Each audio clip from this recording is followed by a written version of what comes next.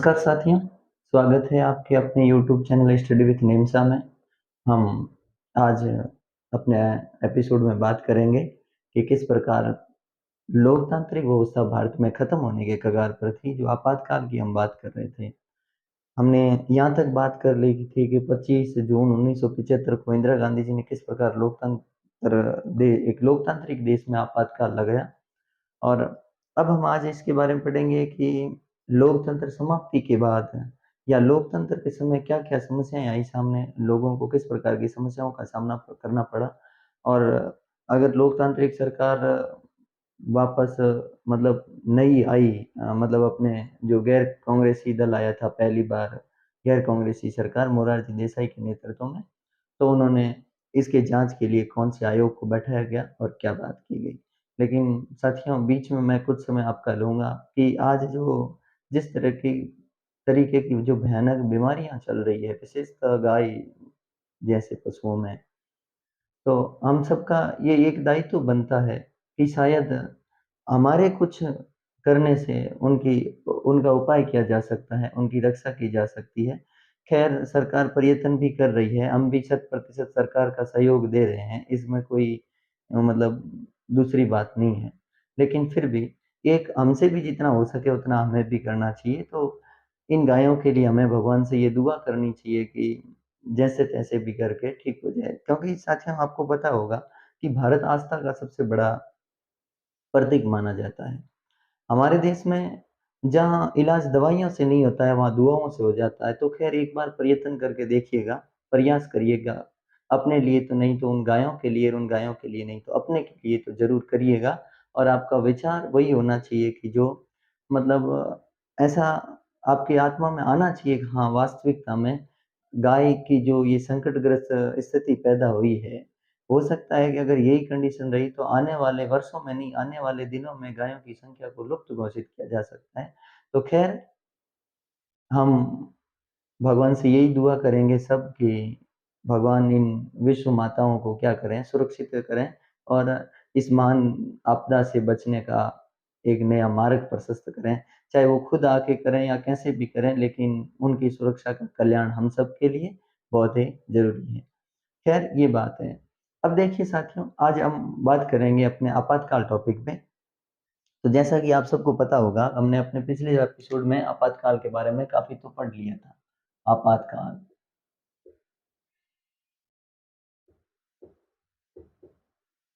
आपको ये याद रखनी है, आपातकाल लगाया कब? 26 जून 1975, ये बात हमने कर ली थी। मैंने आपको पहले भी कहा था या हम अपने पिछले एपिसोड में पढ़ रहे थे कि 25 जून की मध्य रात को इंदिरा गांधी जी ने अपने मतलब निजी सलाहकार सुरक्षा, जो थे उस समय इंदिरा गांधी जी के निजी सचिव थे, पीएन हक्सर के बाद जो पीएन धर, उनको कहा गया और पीएन धर लेके गए थे राष्ट्रपति जी के पास। वो फॉर्मेट तैयार किया गया जो आपातकाल का था, आर्टिकल 352 और आंतरिक अशांति के जरिए।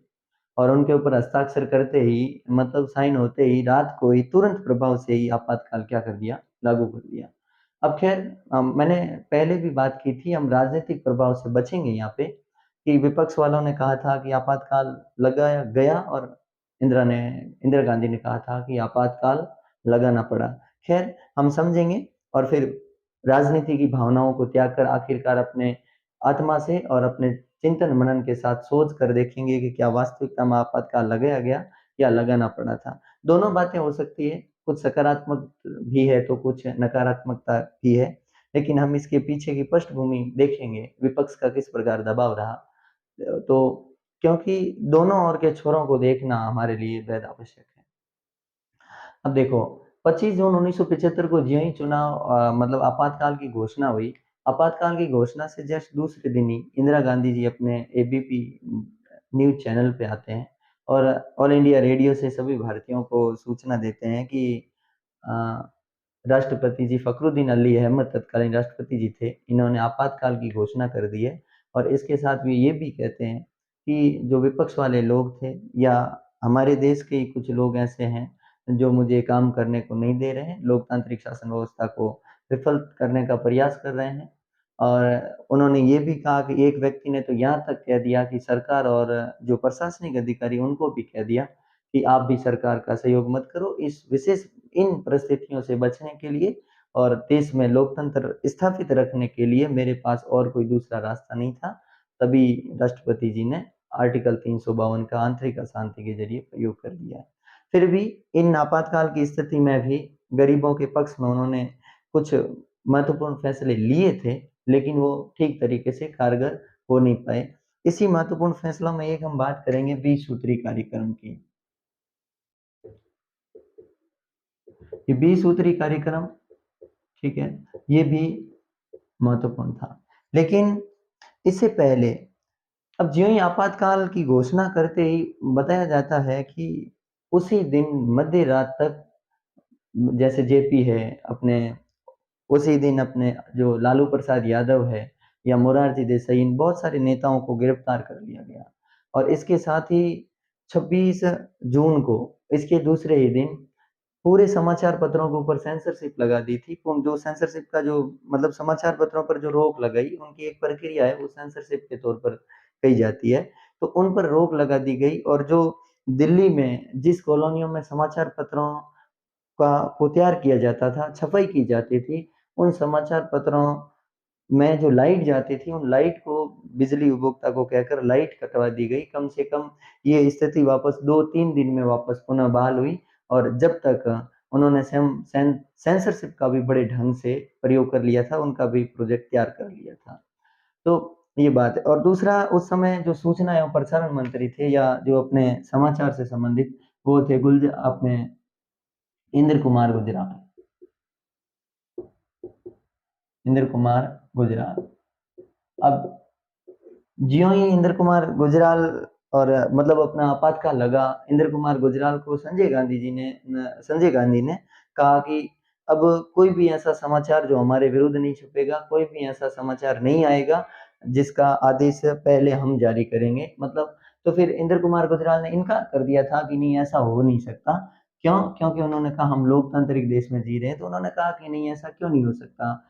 उन्होंने कहा कि मैं कह रहा हूँ, तो उन्होंने कहा आप कोई प्रधानमंत्री थोड़ी हो, प्रधानमंत्री अगर ऐसा कहे तो फिर पता नहीं उस समय संजय गांधी के दबाव में आने के कारण या क्या पता जो पुत्र मोह हो गया हो या जो भी हो, जिस दबाव में आए इंदिरा गांधी जी खुद भी और संजय गांधी की बातों को माना गया तो इंद्र कुमार गुजराल से इस्तीफा भी मांगा गया था।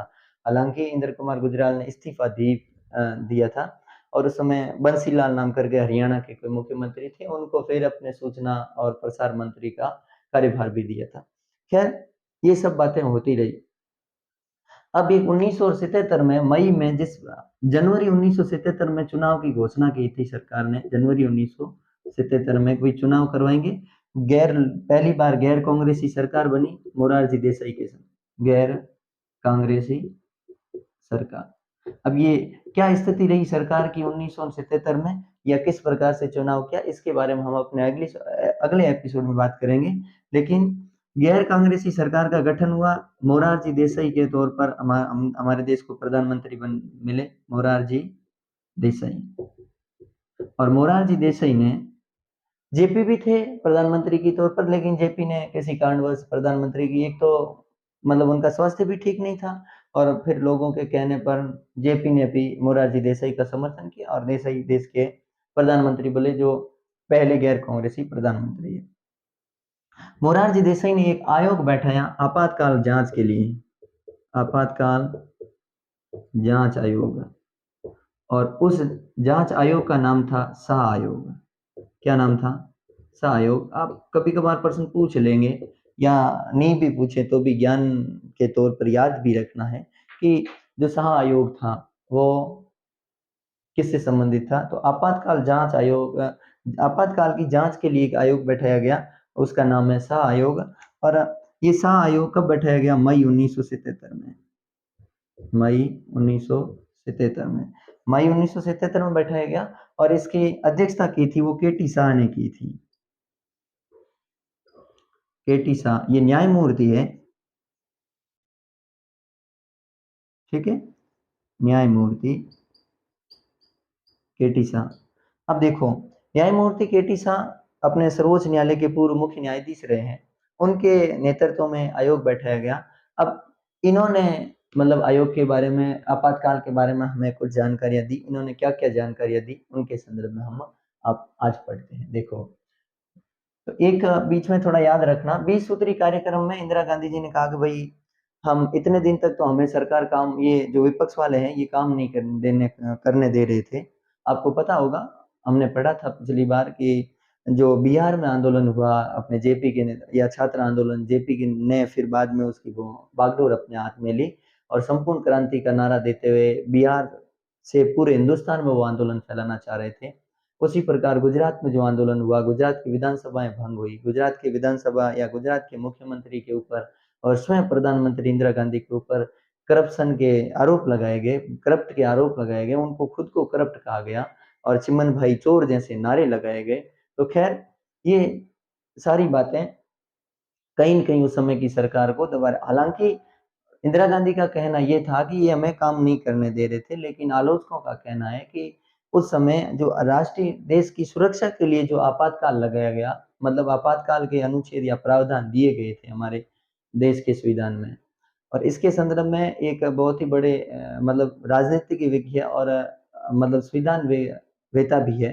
उन्होंने ये भी कहा था कि जिस समय आर्टिकल 356 का हमारे देश में प्रयोग किया जा रहा था, तो उस समय इन्होंने कहा भी था, या आर्टिकल 52 के संदर्भ में, 356 के संदर्भ में, कि भारतीयों की भगवान रक्षा करे, कि हो सकता है इसका दुरुपयोग किसी भी समय किया जा सकता है, जैसा कि निवारक नजरबंदी के अर्थों में भी कहा जा सकता है। ठीक है, अब देखिए, अब तो 20 सूत्री कार्यक्रम क्या है? 20 सूत्री कार्यक्रम में गरीबों के कल्याण की भावना थी, गरीब कल्याण की, गरीबों के कल्याण की बातें।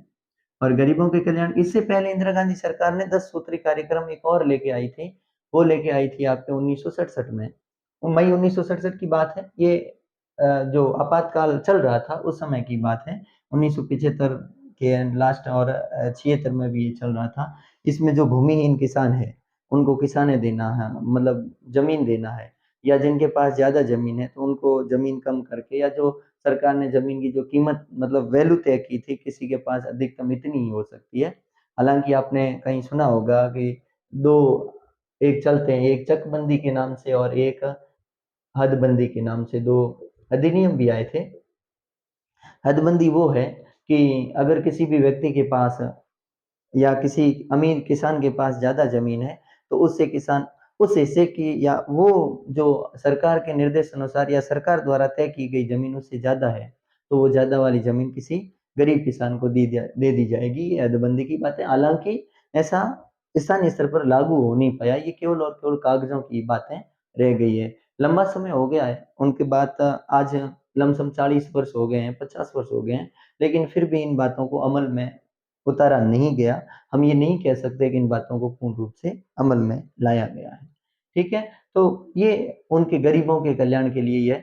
और जो ही 20 सूत्री कार्यक्रम शुरू किया तो गरीबों को लगा, इतने दिन बाकायदा सरकार को काम नहीं करने दे रहे थे, अब जो गरीबी हटाओ का नारा इंदिरा गांधी लगा रही थी, हो सकता है कि अब गरीबों के कल्याण की भावना हो, लेकिन इतना विशेष कोई इससे अंतर आया नहीं, और न ही इसका कोई मतलब पॉजिटिव या सकारात्मक प्रभाव देखने को मिला। अब केटी शाह की बात है, लिखने की बजाय ज़्यादा, क्योंकि हर एक बात लिखना संभव नहीं है, क्योंकि समय भी बचाना है, तो इसके साथ-साथ जो चीज़ें बोल रहे हैं हम, या जो उनका आप जो भी देख रहे हैं, तो उनका अनुसरण करिए और एक कागज़ और पेन अपने हाथ में रखिए, कि ताकि वो साथ-साथ में लिखते रहें, ताकि आपको भी ये वास्तविकताएँ, चीज़ें याद हो कि उस समय वास्तविक घटनाएँ या परिस्थितियाँ क्या थी। अब हम शाह आयोग ने क्या-क्या बताया है, उनके बारे में पढ़ेंगे।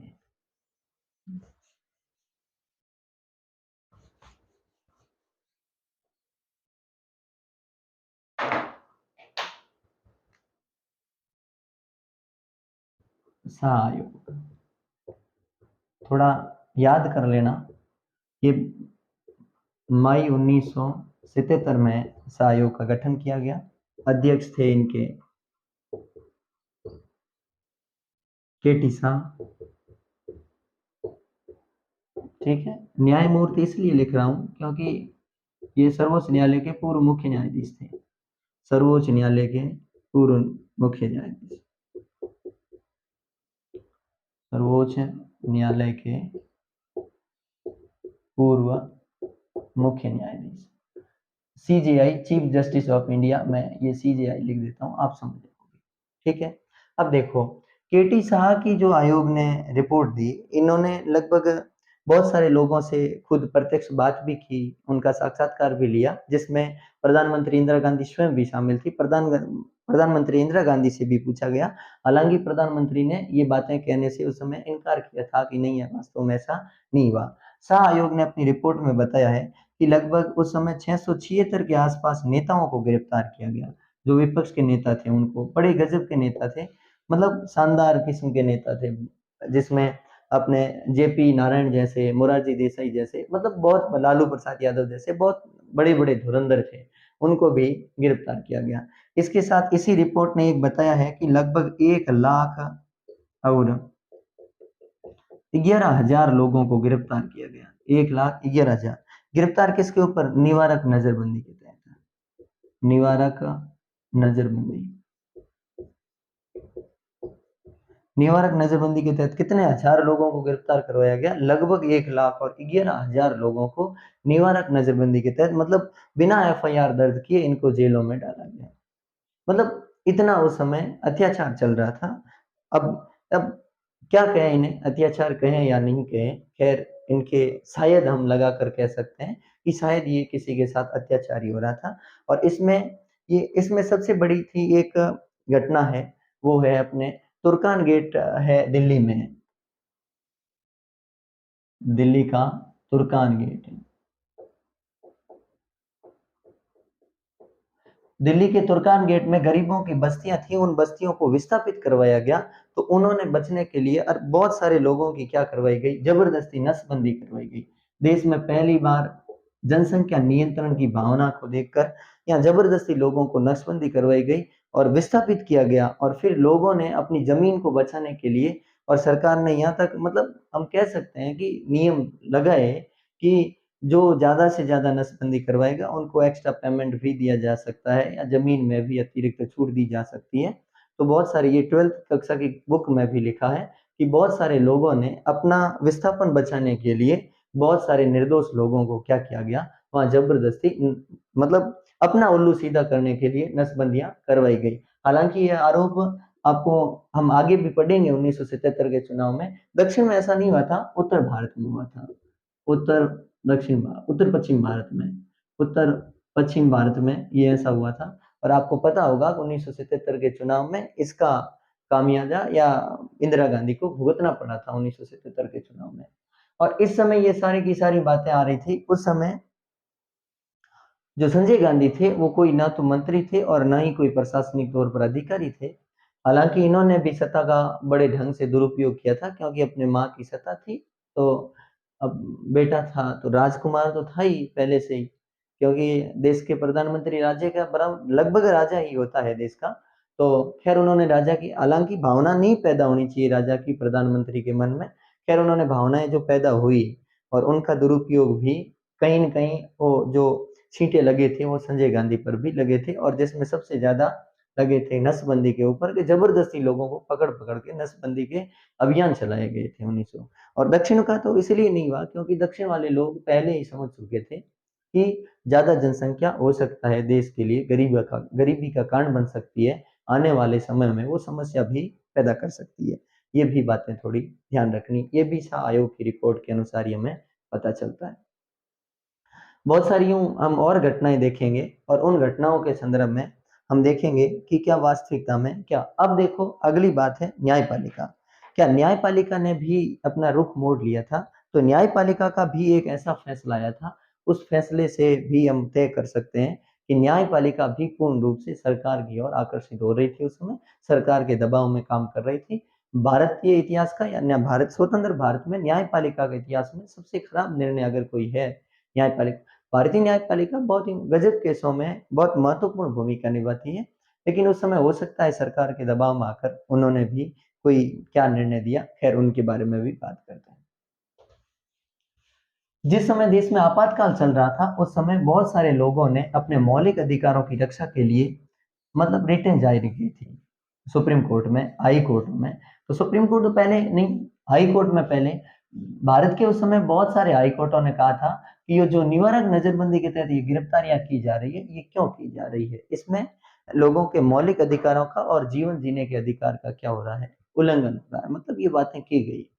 हालांकि जिस समय सुप्रीम कोर्ट का फैसला आया 1976 में, तो सुप्रीम कोर्ट ने इन हाई कोर्ट के सभी फैसलों को बदल दिया और सुप्रीम कोर्ट ने कहा कि आर्टिकल 352 के तहत, मतलब अगर आपातकाल लगा हुआ है और फिर अगर सरकार उन्हें निवारक नजरबंदी के तहत गिरफ्तार कर सकती है, उनको कोई अपनी याचिका या जो भी है वो रिट लगाने की, मतलब उनके ऊपर कोई ध्यान नहीं दिया जा सकता। ये सुप्रीम कोर्ट का फैसला था और कहीं ना कहीं हो सकता है सुप्रीम कोर्ट ने सरकार के दबाव में आकर ही लिया हो।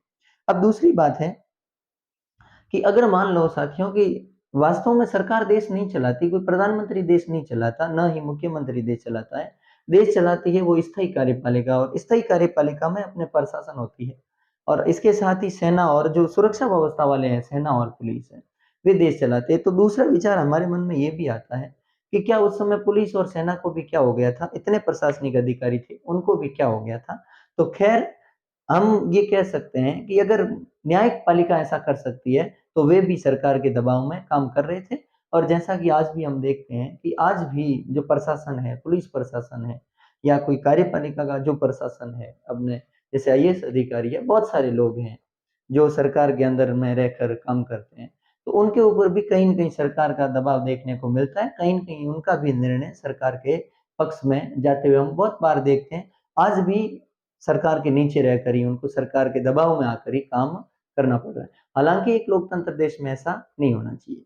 अब दूसरे कुछ ये भी कहते हैं कि हमारे मन में भी विचार आता है कि क्या अगर विपक्ष इतना दबाव नहीं करता, क्या उस समय जो इंदिरा गांधी और अपने जेपी नारायण की जो मीटिंग हुई थी, उसमें इंदिरा गांधी ने कहा था कि अगर आप बिहार तक ही सीमित रखते हैं आंदोलन, तो मैं बिहार राज्य विधानसभा को भंग कर सकती हूँ, बिहार में चुनाव की घोषणा कर सकती हूँ। लेकिन जेपी का जो था कि नहीं, हम बिहार तक ही सीमित रहने वाले नहीं हैं, हम संपूर्ण भारत में संपूर्ण क्रांति करेंगे। तो हो सकता है कि अगर खैर वे इस बात पर मान गए हो कि हम बिहार के तक ही सीमित है, तो हो सकता है आपातकाल की स्थिति पैदा नहीं हो गई हो।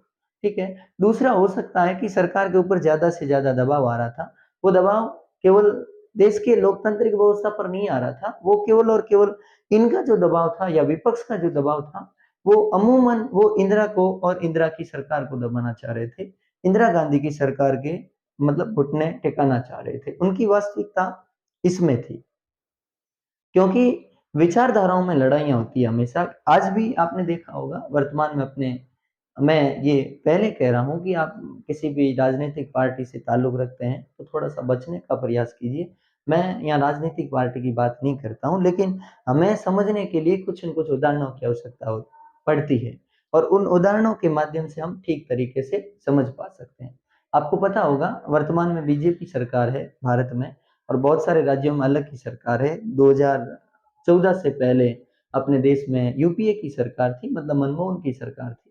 तो उस समय भी बहुत सारे ऐसे निर्णय लिए गए, मतलब ऐसे हुए थे। आपको पता होगा कि एक दूसरे कानूनों का विरोध करती है। जैसे कि बीजेपी सरकार ने जो कानून किसान बिल विधेयक लेके आई, उनका विरोध किया जो इन्होंने। आपको पता होगा जीएसटी लेके आई तो कांग्रेस ने विरोध किया और जिस समय मनमोहन की सरकार थी, मनमोहन सिंह जी की जो, तो उन्होंने जीएसटी की बात की। उस समय गुजरात के मुख्यमंत्री थे मोदी जी, उन्होंने खुद ने इस बात से इनकार किया था, कहा था कि भई जीएसटी अभी देश के लिए उपयुक्त नहीं है।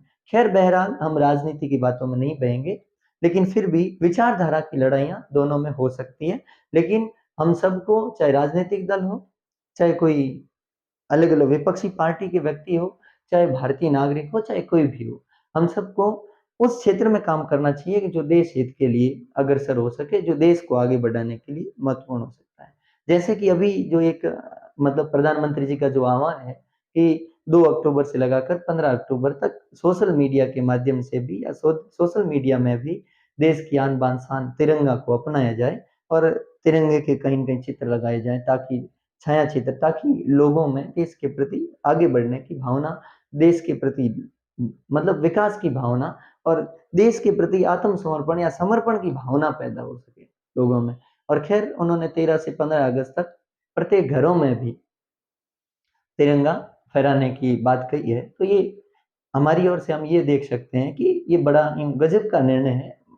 पहले लोगों को ये छूट नहीं थी, और जो सरकारी दफ्तर है या कोई निजी शिक्षण संस्थान है उसमें भी ये तिरंगा वगैरह मनाते थे या तिरंगा फहराते थे, तो एक लिमिट तय समय में इनको वापस उतारना पड़ता था। लेकिन अब कुछ कुछ इन बातों से राहत दी है। जो हमारा झंडा अधिनियम है, हमने जो 22 जुलाई 1947 को तिरंगा अपनाया हमारे देश के संविधान में, तो उसके अधिनियम में कुछ कुछ परिवर्तन करके ऐसा किया जा रहा है।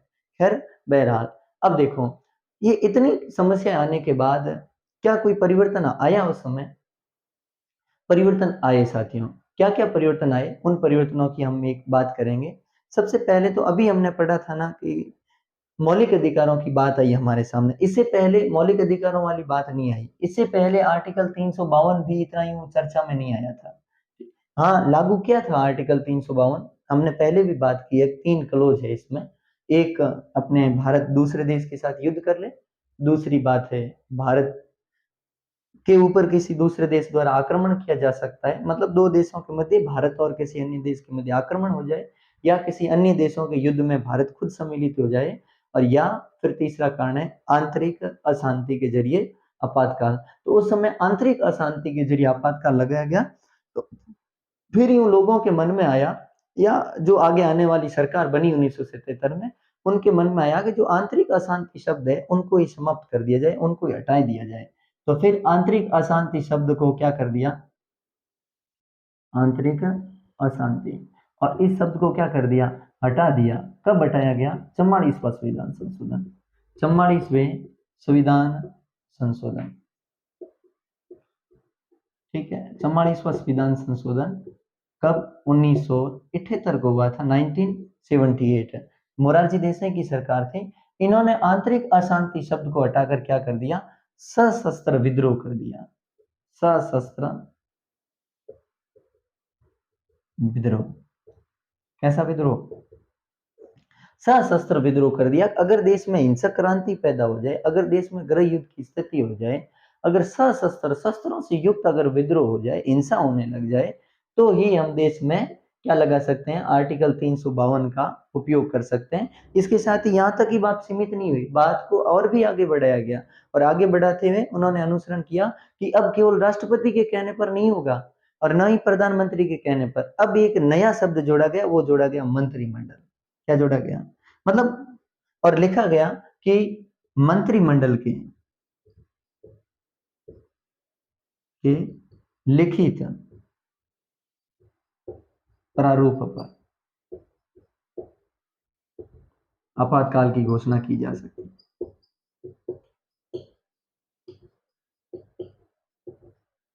क्या तय किया गया कि मंत्रिमंडल के लिखित, अगर मंत्रिमंडल पूरा लिख कर दें, जैसे कि हमने बात की थी पहले कि राष्ट्रपति जी ने पूछा इंदिरा गांधी जी से, क्या मंत्रिमंडल से बात हो चुकी है? तो इंदिरा गांधी जी ने विश्वास दिलाया कि मैं आपको विश्वास दिलाती हूँ महोदय कि मैं बात कर लूंगी। और हमने बात भी की थी, दूसरे दिन सुबह जल्दी 4 बजे मीटिंग रखी थी।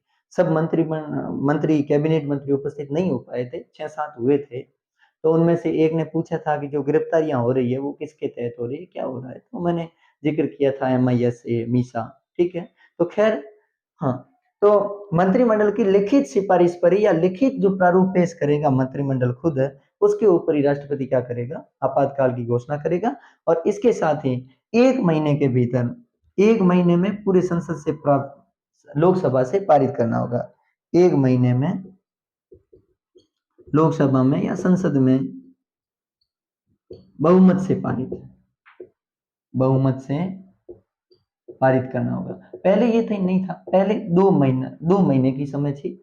अब तो 44वें संविधान संशोधन में यूँ आर्टिकल 352, 356 और 360 तीनों में यूँ बड़ी अच्छी बातें लिखी है कि सरकार इसका दुरुपयोग चाहकर भी नहीं कर सकती, लेकिन फिर भी किसी-किसी क्षेत्रों में या कभी-कभार किया जा सकता है। आपको पता होगा पूर्वोत्तर राज्यों में 2017 में अवैधानिक तरीके से वर्तमान सरकार, मोदी सरकार है, उन्होंने आपातकाल 356 का प्रयोग किया था, तो सुप्रीम कोर्ट ने अपनी शक्ति का प्रयोग करते हुए फटकार भी लगाई थी सरकार को, और उनका आर्टिकल जो 356 का जो प्रयोग था वो निरस्त भी किया गया था। उसी समय नए-नए अपने राष्ट्रपति बने थे रामनाथ कोविंद, ये उन्हीं समय की बात है। तो खैर, तो एक तो परिवर्तन किया कि आंतरिक अशांति के बजाय क्या कर दिया, सशस्त्र विद्रोह, और इसके साथ ही मंत्रिमंडल लिखित में क्या देगा, जो प्रारूप में अगर आपातकाल की सूचना देता है तो ही ऐसा होता है। और एक दिया मौलिक अधिकारों के संदर्भ में। किसके संबंध में? मौलिक अधिकार। आपको पता है कि अभी हमने जिक्र किया था कि आपातकाल के समय मौलिक अधिकारों का पूर्ण रूप से इतना मतलब यूं उनका कोई असर ही नहीं, पूर्ण रूप से समाप्त कर दिया, मौलिक अधिकारों को स्थगित कर दिया गया पूर्ण रूप से, व्यक्ति के जीवन जीने के अधिकार तक को सीमित कर दिया गया। तो उस समय लोगों को लगा या आने वाली सरकारों को लगा कि हो सकता है कि आने वाले भविष्य में कभी ऐसा मंजर वापस हमें देखने को नहीं मिले। तो फिर इन्होंने कहा कि भाई जो भी हो, राष्ट्रपति के पास ये तो है ही है कि इनको स्थगित किया जा सकता है, मौलिक अधिकारों की या शक्ति को भी कम किया जा सकता है। लेकिन उन्होंने कहा किसी भी परिस्थिति में आर्टिकल 21 को समाप्त नहीं किया जा सकता। ये अगर आप बात देखना चाहते हो तो 11th की पॉलिटी में भी बड़े ढंग से रोचक तरीके से बात की गई है मौलिक अधिकारों वाले पार्ट में। तो आर्टिकल 21 को समाप्त नहीं किया जाएगा, चाहे किसी नहीं किया जा सकता, कैसा भी आपातकाल हो। ठीक है, एक बात है ये अपनी।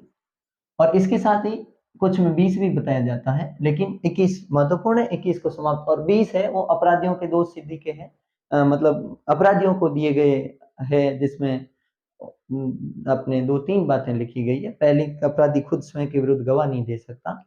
दूसरा ये भी है कि अगर कोई व्यक्ति है, उन्होंने जिस समय अपराध किया है तो वही अपराध की उन्हें सजा मिलेगी। और तीसरा ये भी बात लिखी गई है कि अगर वो अपराध जिस समय अपराध किया है तो उसे एक सजा ही, मतलब एक अपराध की उसे एक सजा ही देंगे, बार-बार उसे एक ही सजा या एक ही अपराध के लिए बार-बार सजा नहीं दी जा सकती। ये भी बात हमारे संविधान में की गई है।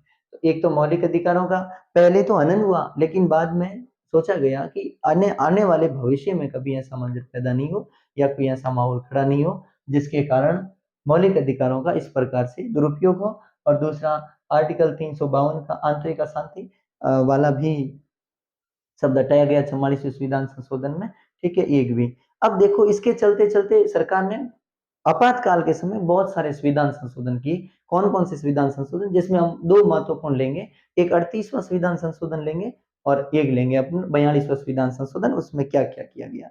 देखिए आगे। अब देखो, पहले हम बात करते हैं 48वें संविधान संशोधन की, और थोड़ा हम पिछले जो एपिसोड में हम बात कर रहे थे उनकी बातों को भी वापस यहाँ दोहराएंगे या दोहराने का प्रयास करेंगे। देखो साथ में, जैसा कि पहले हम बात कर चुके हैं या पिछली एपिसोड में, कि 12 जून 1975 को इलाहाबाद हाई कोर्ट के जो तत्कालीन न्यायमूर्ति थे जगमोहन सिन्हा, उनका जो राजनारायण के पक्ष में और इंदिरा गांधी के खिलाफ जो मतलब केस का फैसला आया था, उस फैसले को आपने देखा होगा कि 25 अपने जून को 24 जून 1975 को ही सुप्रीम कोर्ट ने अंतरिम राहत दी थी इंदिरा गांधी को।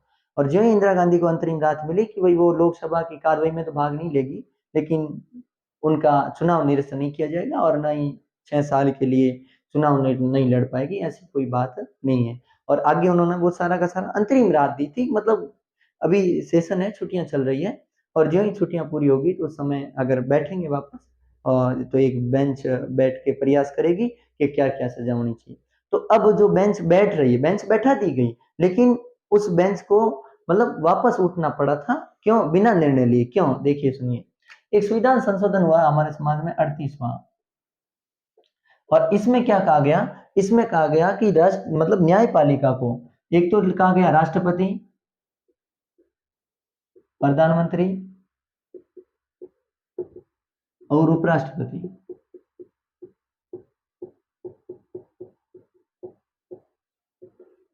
के चुनाव में निर्णय लेने की क्षमता को समाप्त कर दिया। निर्णय के चुनाव में निर्णय लेने की शक्ति को क्या कर दिया? समाप्त कर दिया। समाप्त कर दिया। अब देखो, कोई भी संविधान संशोधन होता है तो वो संविधान संशोधन मतलब जिस समय होता है उस समय से लागू होता है। जैसे कि हम बात कर रहे थे, किसी व्यक्ति ने आज अपराध किया है, आर्टिकल 20 में लिखा हुआ है, और आज के अपराध के समय इस समय जो सजा का प्रावधान था वो ही उसके लिए लागू होगा, ना कि कल होने वाला है जो नई प्रावधान है वो नहीं होगा। तो ऐसा कैसा है, लेकिन इसमें लिखा गया कि ये पूर्व से लागू होगा। कब से लागू होगा? पूर्व से। और इस सब से इंदिरा गांधी यहाँ बच गई थी सुरक्षित। अब जिस समय जो खंड जो बेंच बैठी थी, तो बेंच बैठते ही इंदिरा बैठी और कहा कि भाई चलो ठीक है, वकीलों को पेश किया गया। तो इंदिरा सरकार की ओर से या इंदिरा गांधी के वकील ने उसे उसी समय कहा था कि न्यायमूर्ति जी, आपको ये जिस बेंच पर आप बैठे हो या जिस केस को लेकर बैठे हो, इस केस में आप फैसला सुना ही नहीं सकते। तो उन्होंने कहा क्यों? तो उन्होंने जिक्र किया 38वां संविधान संशोधन को पढ़िए और देखिए। तो उस समय न्यायपालिका को एक बार और पीछे हटना पड़ा था। न्यायपालिका एक बार और पीछे मतलब हटी थी, क्योंकि न्यायपालिका के सामने कोई दूसरा ऑप्शन ही नहीं था। तो खैर इंदिरा गांधी, ये भी उसे इंदिरा गांधी को थोड़ा फायदा भी हुआ। तो ये भी थोड़ी चीज याद रखनी है आपको। कौन सा? 38वां। एक हम बात करेंगे 42वां संविधान संशोधन। कौन सा संविधान? 42वां। कब हुआ 42वां कॉन्स्टिट्यूशनल अमेंडमेंट एक्ट? ये हुआ था 42वां 1976 में। ठीक है, कब हुआ? संविधान संशोधन 1976 में। इसे भारतीय संविधान का छोटा संविधान कहा जा सकता है। इतना ही मतलब गजब संविधान के प्रावधानों में परिवर्तन किया गया। यही वो संविधान है जिसमें मौलिक कर्तव्यों को भी जोड़ा गया। यही वो संविधान संशोधन है कि जो हिंदुस्तान में पहली बार लोकसभा के कार्यकाल को 1 वर्ष के लिए बढ़ाया। लोकसभा के कार्यकाल को, लोकसभा का कार्यकाल 6 वर्ष किया। और केवल उसी समय नहीं, एक के लिए नहीं, लेकिन आगे भी तय किया गया कि 6 वर्ष रहेगा लोकसभा का कार्यकाल। हालांकि और आपने देखा कि जनवरी 1976 में चुनाव होने थे, लेकिन हुए नहीं, और चुनाव हुए जनवरी 1977 में। ठीक है, तो 1 साल आगे बढ़ा दिया। तो इससे हम दूसरी बात अगर सोचें तो पहली बार इंदिरा गांधी जी ने मतलब 1 साल पहले देश का 5वां आम चुनाव 1971 में करवा लिया था। हालांकि 71 में होना नहीं था, 72 में होना था। तो इस हिसाब से देखें तो लोकसभा का जो कार्यकाल पहले 4 साल में भंग हो गई लोकसभा। राष्ट्रपति जी, प्रधानमंत्री के कहने पर राष्ट्रपति जी ने भंग कर दी। हालांकि ये भारतीय संविधान के आर्टिकल में भी लिखा है कि प्रधानमंत्री अगर कहते हैं तो राष्ट्रपति के पास ये शक्ति है कि वो लोकसभा भंग कर सकते हैं, और राज्यपाल अगर मुख्यमंत्री कहें तो राज्यपाल भी विधानसभा भंग कर सकता है। तो 1972 में होना था, तो ये 6 वर्ष, तो इसका मतलब तो ये मान ही लेते हैं कि 5 वर्ष हो गया। लेकिन खैर बहरहाल हमें याद रखने की आवश्यकता है कि कौन से संविधान संशोधन में लोकसभा के कार्यकाल को 6 वर्ष तक 1 वर्ष के लिए और अतिरिक्त आगे बढ़ाया। तो वो है 42वां संविधान संशोधन। 1976 में हुआ, आपातकाल में हुआ था ये संविधान। इसमें लगभग 56 अनुच्छेद, मतलब केवल 56वां अनुच्छेद नहीं, लगभग 56 अनुच्छेदों में संशोधन किए गए, बहुत सारे अनुच्छेदों में। और इसी समय पहले यही पहला दौर था जिस समय संघ सूची, राज्य सूची और संवर्ती सूची, मतलब 7वीं अनुसूची में भी संशोधन किया गया। तो ऐसा करके, हालांकि ये जो 6 वर्ष बढ़ाया गया, आग बाद में आगे आने वाली सरकार ने पुनः लोकसभा का कार्यकाल कितना कर दिया? 5 वर्ष। ये भी थोड़ा याद करना। तो वर्तमान में लोकसभा का कार्यकाल कितना है? 5 वर्ष है। ये भी उस समय आया था, मतलब हमें देखने को मिला था। इसके साथ ही कुछ ऐसे भी विवाद आए थे, जैसे कि सेंसरशिप की हमने बात कर ली थी। और अब देखो, ज्यों ही इंदिरा गांधी जी ने ये आपातकाल लगाया, आपातकाल लगाने के तुरंत बाद मतलब हम ये कहें कि जो विपक्ष द्वारा हड़तालें हो रही थी, जो आंदोलन हो रहे थे, जो दंगे हो रहे थे, वो एक बार तो उनके ऊपर पूर्णतः पाबंदी पा ली गई, एक बार तो शांति कर ली गई थी। मतलब क्यों? क्योंकि सबको ही कहाँ जेलों में बंद किया जा रहा था। और दूसरा अगर हम कारण सोचें या समझें इसका, तो दूसरा कारण ये हो सकता है, मतलब आंदोलन वगैरह समाप्त होने का, करने का, क्योंकि एक तो अंदर ले जाना व्यक्ति को निवारक नजरबंदी के तहत, बहुत सारे लोगों ने ये सोचा तक नहीं था कि मतलब हमें 10-15 दिन या महीने भर में छोड़ देंगे। लेकिन इन 1,11,000 लोगों में से बहुत सारे लोगों को आपातकाल समाप्त होने के बाद सरकार परिवर्तन हुई, उस सरकार के समय इन्हें छोड़ा गया। और इन्हें इसलिए गिरफ्तार नहीं किया इन्होंने अपराध किया, बल्कि इन्हें इसलिए गिरफ्तार किया गया कि ये अपराध कर सकते हैं। ये सरकार के विरुद्ध कदम उठा सकते हैं, उठाए नहीं थे, उनके ऊपर आशंका जारी की थी। जो निवारक नजरबंदी का मामला है, आर्टिकल 22 में, आर्टिकल 22 में 7 अलग-अलग लेवल दे रखे हैं, जिसमें 22 से 4 में निवारक नजरबंदी की बात की गई है। हालांकि अब तो 44वें संविधान संशोधन में इसके ऊपर भी थोड़ी बाध्यता लगाई है कि पहले लंबा समय था, अब इसे भी सीमित करते हुए 3 महीने कर लिए गए, ज्यादा से ज्यादा 3 महीने। अगर फिर भी सरकार आगे बढ़ाती है निवारक नजरबंदी के तहत किसी भी व्यक्ति की गिरफ्तारी को, तो वो एक कमेटी बैठाएगी और कमेटी अगर सिफारिश दे तो 1 वर्ष, 1 वर्ष से आगे तो किसी भी प्रकार में ऐसा किया नहीं जा सकता। ठीक है, अब देखो अगली बात वो ये बात है कि उस समय निवारक नजरबंदी के तहत जितने भी लोगों के साथ क्या हुए, अत्याचार हुए, उन अत्याचारों को आगे भविष्य में नहीं होने के लिए आगे आने वाली सरकार ने क्या किया, परिवर्तन किया। और इन सब के कारण 1977 के चुनाव में, मतलब जो उस समय गरीबों को समस्याएं देखनी पड़ी, उस समय जो नसबंदी वाला मामला आया था, या उस समय आलोचनाओं ने कहा था कि ये इंदिरा गांधी मतलब जो सेना का है या आर्ट या संविधान का है, ये सारा का सारा प्रयोग अपने को सुरक्षित रखने के लिए निजी हित के लिए कर रही है, ना कि लोकतांत्रिक हित के लिए कर रही है।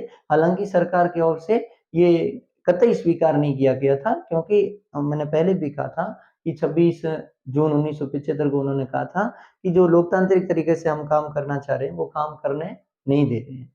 और दूसरा इन्होंने कहा था कि एक व्यक्ति ने तो यहाँ तक कह दिया, नाम नहीं लिया था उन्होंने जेपी का, लेकिन वो कहने वाले जेपी थे, दिल्ली की रामलीला मैदान में घोषणा करके उन्होंने सेना को भी कहा और इसके साथ जो प्रशासनिक अधिकारी है, सरकारी कर्मचारी, उनको भी कहा था कि ये ऐसा मत करो। काश हो सकता है कि उस दिन अगर ये आह्वान नहीं करते तो हो सकता है देश आपातकाल से बचा जा सकता है। ये हमारी कल्पना है केवल, बाकी क्या था क्या नहीं था, ये रणनीति पहले से तय थी या नहीं थी, इनके बारे में भी हम मतलब ये वो बात नहीं करेंगे। खैर, आज का सेशन हम आज यहीं समाप्त करेंगे और अपने आगे आने वाले वीडियो में हम बात करेंगे किस प्रकार 1977 के चुनाव में इंदिरा गांधी को हार का मुंह देखना पड़ा और मोरारजी देसाई की सरकार बनी, और किस प्रकार वो सरकार टिकती है, कहाँ तक टिकती है, या क्या वो अस्तित्व प्रदान कर पाती है या नहीं पाती है। 1980 में पुनः कांग्रेस इंदिरा गांधी के नेतृत्व में सरकार बनाती है। खैर, नमस्कार।